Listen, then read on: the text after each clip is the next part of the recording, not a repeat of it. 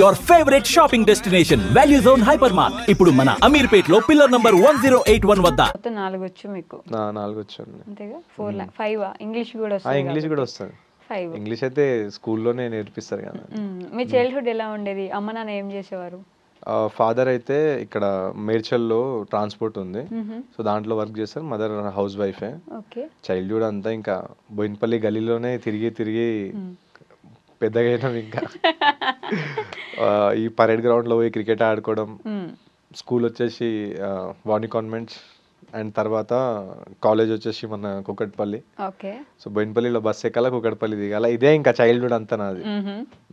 మరి జాబ్ ఏం చేయలేదా? Direct YouTube? లేదు, నేను కాలేజ్ అయిపోయిన తర్వాత డిగ్రీలో కూడా బాగా కష్టపడినాం అండి. బ్యాక్లాగ్స్ తీసి కష్టపడి ఒక జాబ్ అయితే సంపాదించుకున్నాం అమెజాన్లో. ఒక ఎంప్లాయీ లెక్క మంచిగా శాలరీ వచ్చింది. శాలరీ నాకు అది అన్సాటిస్ఫైడ్ ఉండేది. శాలరీ సరిపోయేది కాదు. నాకు అసలు సినిమా అంటే పిచ్చి ఉండే. యూట్యూబ్ కాదు, అప్పట్లో యూట్యూబ్ అంటే అంత క్రేజ్ లేకుండే కదా 2015-16లో. సో సినిమాలలో ఇక్కడ కుకట్పల్లిలో కాలేజ్ బంక్ కొట్టి ఇక్కడ అమీర్పేట్లో వచ్చి యాజ్ ఎ జూనియర్ ఆర్టిస్ట్గా మేము ఫ్రెండ్స్, స్కూల్ కాలేజ్ ఫ్రెండ్సే అందరం డుమ్మా కొట్టి వచ్చి సినిమా షూటింగ్లలో పోతుండే. నేను ఒక సినిమా పేరు చెప్తా, జవాన్, సాయిధరం తేజ్ అన్నది. దాంట్లో సాయిధరం తేజ్ అన్న కోట శ్రీనివాసరావు దగ్గరికి వస్తాడు. అది మీరు ఎప్పుడైనా సినిమా టీవీలో వచ్చినప్పుడు చూడండి. ఆ టైంలో సాయిధరం తేజ్ బ్యాక్ సైడే నేను ఉంటా. ఆయన ఇట్లా వస్తూ ఉంటా, నేను సైడ్లో ఉంటా. మళ్ళీ ఫైట్ సీన్స్లలో అక్కడక్కడ ఉంటా. అలాంటి చాలా సినిమాలు ఉన్నాయి.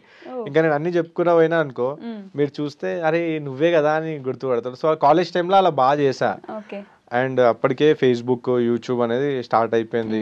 మా ఫ్రెండ్ అరే మనం చేద్దాం, వీడియోస్ చేద్దాం అని మేము మంచిగా వీడియోస్ చేసుకుంటూ ఉన్నాం. అప్పుడే తెలిసింది యూట్యూబ్లోకి వెళ్ళి ఇన్కమ్ వస్తుంది అని. కానీ అది మాకు వ్యూసే వస్తలేవు, ఎంత చేసినా వ్యూసే వస్తలే. అండ్ ఫ్యామిలీ రెస్పాన్సిబిలిటీస్ ఉండే. ఫాదర్ కూడా అప్పుడు మధ్యలో హెల్త్ ఖరాబ్ అయినందువల్ల కొంచెం ఎక్స్పెన్సెస్ పెరిగిపోయినాయి ఇంట్లో. నేనే జాబ్ చేసి మా సిస్టర్ ఫీజు, ఇల్లు ఖర్చు, డాడీ ఖర్చు అన్నీ చూసుకుంటూనే ఉన్నా. నా అదృష్టం ఏమైందంటే నేను వీడియోస్ ఇక్కడికే చేస్తూనే ఉన్నా యూట్యూబ్లో. 2020లో కరోనా వచ్చింది కదా, అప్పుడు ఫ్రీ అయిపోయినా, ఇంకా జాబ్ లేదు ఏం లేదు.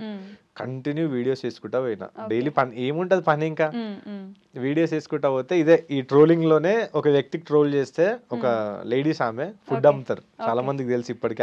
నా ఛానల్లో ఉంది ఆ వీడియో. ఆ వీడియోకి 1 crore వ్యూస్ వచ్చాయి. 1 crore. మీరు ఇప్పటికీ నా ఛానల్లో పోయి పాపులర్ వీడియోలో చూస్తే అదే పాపులర్ ఉంటుంది. 1 crore వ్యూస్ వస్తే దానికి మంచి ఇన్కమ్ వచ్చింది.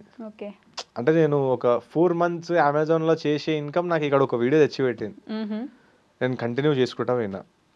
ఒక మంచి రెవెన్యూ రాగానే ఫస్ట్ జాబ్ని రిజైన్ చేసేసి మీకు ఒక దండం బాబు అని ఇంకా ఫుల్ టైం కంటిన్యూ యూట్యూబర్ అయ్యి. ఇంట్లో చెప్పారా జాబ్ లేదు, చెప్పలే. ఎవరు ఊకుంటారు? మీ డాడీ ఊకుంటాడా జాబ్ మానేస్తున్నా అంటే? ఎవరు ఇంట్లో ఊకోరు.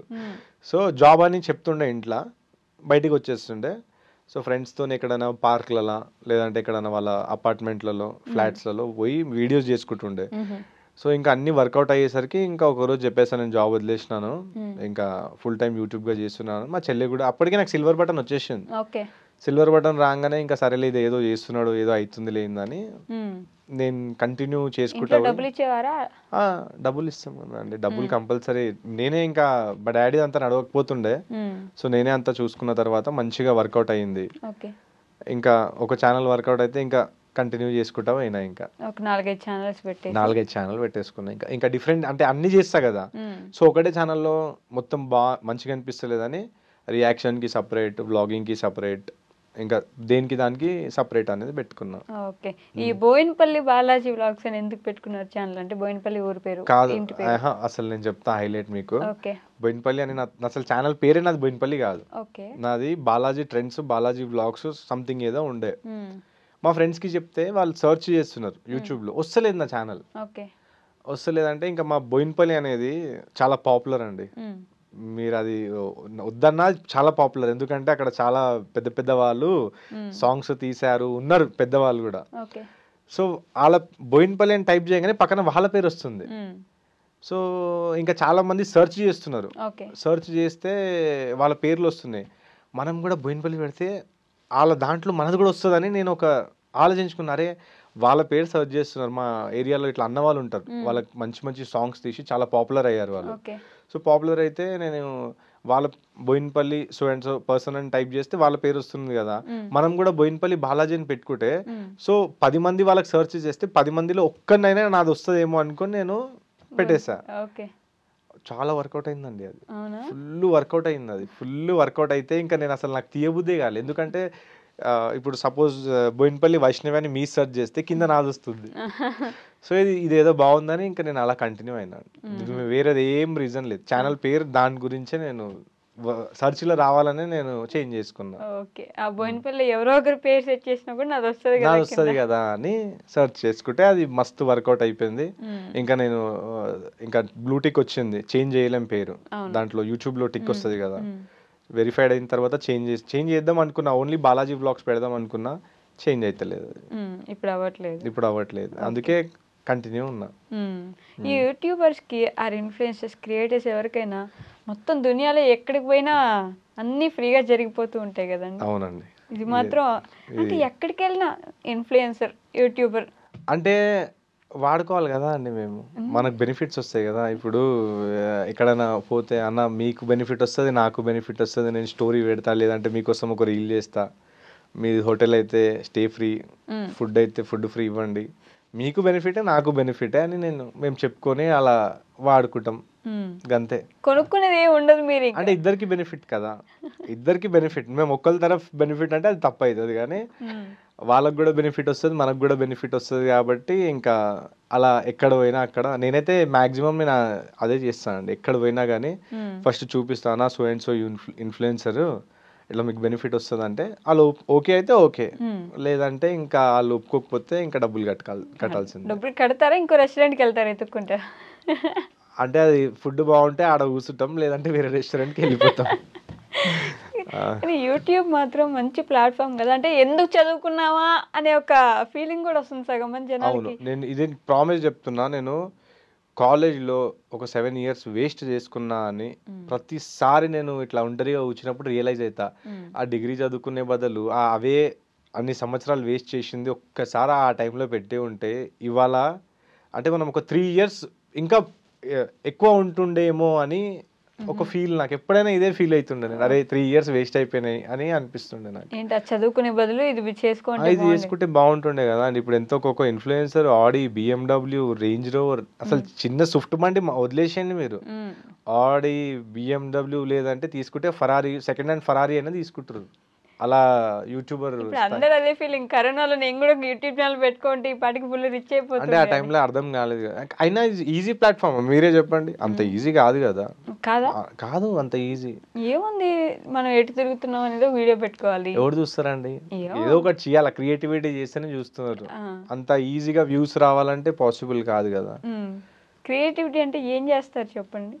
అంటే అది వీడియో దొరికింది, ఒక వీడియో వచ్చింది, లేదంటే మీరేమైనా చేశారనుకోండి, సో మీ మీద ఏమైనా క్రియేటివిటీ చేసి అచ్చా ఈమె వైష్ణవి ఇట్లా అన్నదా, సో వైష్ణవికి ఏమంటే అంటే మనం వైష్ణవికి ఏం రిప్లై ఇస్తే అది ఇంకా వైరల్ అవుతుందని అలా, లేదంటే మన కొత్త ప్లేస్ ఎక్స్ప్లోర్ చేయడం. ఇప్పుడు హైదరాబాద్లో రీసెంట్లీ గణేష్ ఫెస్టివల్లో చాలా నెక్స్ట్ లెవెల్ గణేష్ పండాలు పెట్టారు. సో ఎక్కడైనా మంచిగా నేషనల్ లెవెల్ లెక్క బాగుంటే ఆడ పోయి ఎక్స్ప్లోర్ చేయడము. సో అన్ని రకంగా చేస్తామండి, ఒకటే మీకే టార్గెట్ చేయడం అని కాదు. అంటే ఇప్పుడు ఫర్ ఎగ్జాంపుల్ అప్పుడు టిక్ టాక్ వచ్చింది. అవును, టిక్ టాక్ ఫుల్ అందరు దాంట్లోనే ఉండే, అందరు రీల్స్ చేస్తుండే, దమ్మని ఎగిరిపోయింది. అవును, అట్లా ఇప్పుడు మీరు జాబ్లు వదిలేసి మరి యూట్యూబ్ లో బతుకుతున్నారు. అవును, యూట్యూబ్ పోయింది, ఏం చేస్తారు అసలు? నేను ఎన్ని ఇంటర్వ్యూలు ఇచ్చాను, ఎవరి క్వశ్చన్ అడగలేదు నాకు, కానీ మీరు ఒక్కరే అడుగుతున్నారు.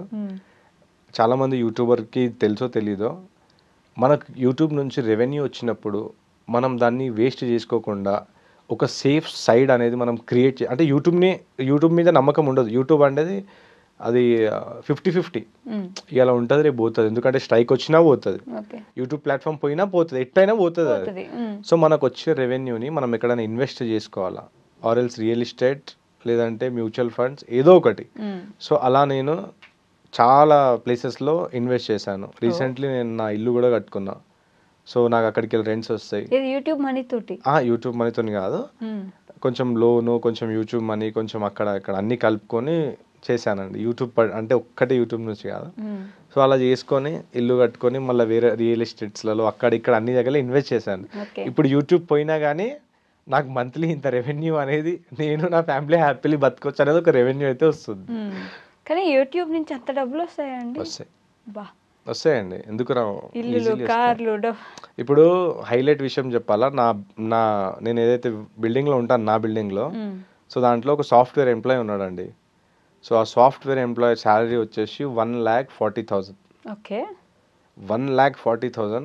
నేను మొన్న ముంబైకి పోయి వచ్చినాను. 50,000 ట్రిప్ ఖర్చు అయింది నాకు అంతే. ఓకే. 50,000 నాకు ఇంత ఒక ట్రిప్కి ఖర్చు అయింది. ఇప్పుడు నెక్స్ట్ వీక్ మళ్ళీ ట్రిప్ పోతున్నా, మళ్ళీ అది ఎంత ఖర్చు వస్తుందో అది ఐడియా లేదు. సో నా ట్రిప్కే ఇంత ఖర్చులు అవుతున్నాయి. సో నేను అనిపిస్తుంది పాపం ఆయన అంత చదువుకొని అంత చేసి అలా సాఫ్ట్వేర్ లెక్క చేస్తున్నాడు, ఇంత శాలరీ వస్తుంది, మళ్ళీ ఎన్ని అవర్స్ కూర్చోవాలి, నేను అక్కడ ఎంజాయ్ చేస్తున్నా. నాకు ఎంజాయ్ చేసుకున్న దానికి అయినా కన్నా ఒక 2 times ఎక్కువనే నాకు రెవెన్యూ వస్తుందని నేనైతే హ్యాపీ ఫీల్ అవుతా. కానీ వాళ్ళకి చెప్తే అర్థం కాదు. ఎలా అంటే ఒక నమ్మకం ఉంటుంది మనకి, రోజు ఎట్లయినా ఈ మంత్ ఎండ్కి శాలరీ వస్తుంది, ఇంత శాలరీ వస్తుంది, నా ఫ్యామిలీ సేఫ్ ఉంటుంది. మీకు అట్లా కాదు కదా, ఈ మంత్ రెవెన్యూ పూర్తిగా 0 అయిపోవచ్చు, యూట్యూబ్లో అసలు పడిపోవచ్చు, నెక్స్ట్ మంత్ ఎప్పుడో రావచ్చు, ఆ మంత్ గడవడం కష్టమే కదా. మనం లేవంగానే ఇంకా ఇవాళ ఏం చేయాలనేది మనకు థాట్ ఉంటుందండి.